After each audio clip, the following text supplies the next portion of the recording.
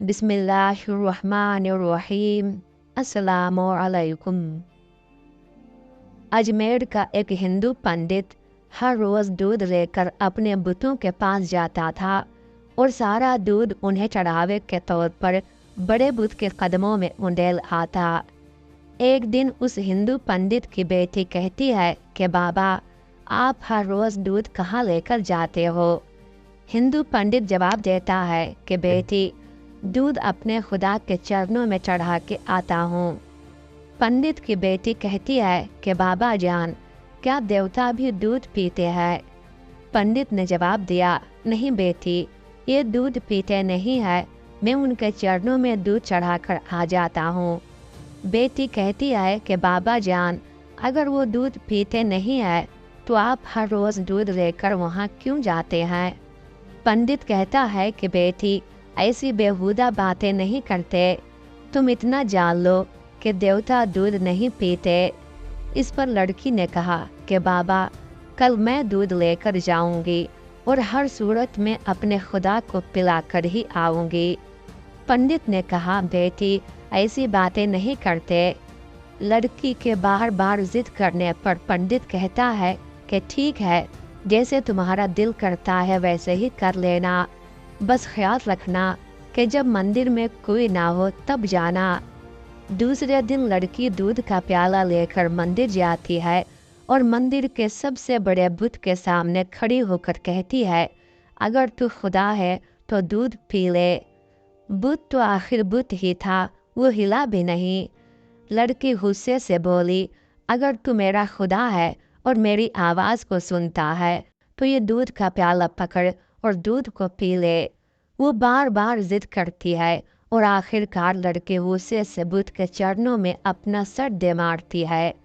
उसके सर से खून बहना शुरू हो जाता है, लेकिन वो अपनी जिद को बरकरार रखते हुए कहती जाती है कि अगर तू मेरा खुदा है तो दूध पिएगा तभी मैं अपने घर वापस जाऊंगी, वरना मैं यहाँ ही अपनी जान दे दूंगी। उस बेचारी लड़की को क्या पता था कि बुत कभी हरकत नहीं करते। वो बेचारी लड़की रोती चिल्लाती हुई ये अल्फाज कहती जाती है। लड़की की खुशकिस्मती ये कि उस वक्त हज़रत ख्वाजा मोइनुद्दीन चिश्ती रहमतुल्लाह अलैह का गुज़र उस गली से होता है। मंदिर का दरवाज़ा खुला होता है और आप देखते हैं कि एक लड़की बुत के सामने प्याला लिए खड़ी है और सर से खून बह रहा है। हज़रत ख्वाजा मोइनुद्दीन चिश्ती रहमतुल्लाह अलैह मंदिर के अंदर जाते हैं और रोती हुई लड़की से पूछते हैं, बेटा, क्या तुम्हें कोई परेशानी है? तुम्हारे सर से खून बह रहा है। लड़की आप रहमतुल्लाह अलैह के चेहरे की तरफ देखकर कहती है, बाबा जी, तुम्हें मुझसे क्या लेना देना है? ये मेरा और मेरे खुदा का मामला है। हज़रत ख्वाजा गरीब नवाज रहमतुल्लाह अलैह फिर प्यार से लड़की को कहती हैं, बेटा बताओ तो सही, क्या बात है, किस वजह से रो रही हो? इस पर लड़की कहती है कि बाबा जी, मैं अपने खुदा को कह रही हूँ कि दूध को पी लो ताकि मैं अपने घर वापस जाऊँ और जाकर सबको बताऊँ कि हमारा खुदा भी सुनता है और खाता पीता भी है।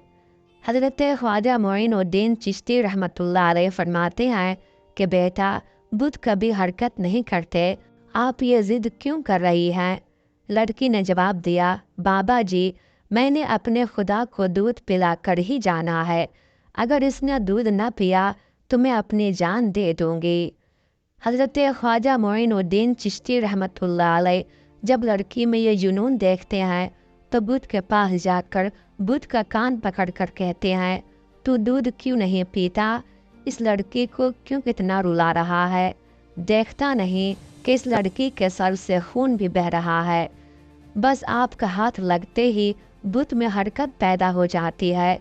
बुत ने दूध का प्याला पकड़कर दूध पीना शुरू कर दिया।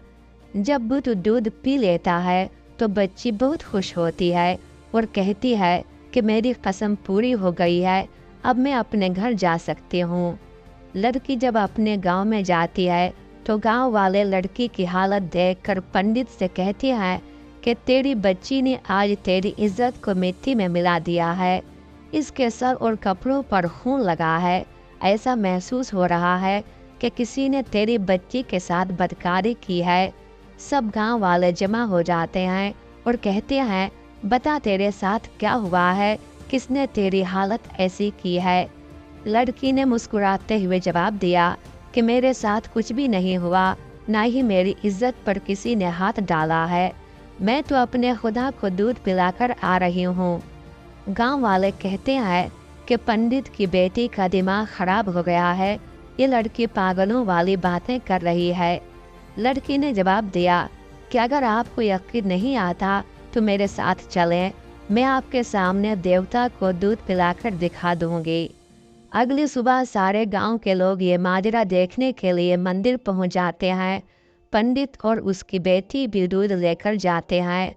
لڑکی بت سے کہتی ہے کہ خدا دودھ پی لے، ایک بار نہیں کئی بار کہتی ہے، پر بت بالکل حرکت نہیں کرتا۔ وہاں لوگوں کا مجمع یہی کہتا ہے کہ لڑکی پاگلوں والی حرکتیں نہ کرو، دیوتا حرکت نہیں کرتے۔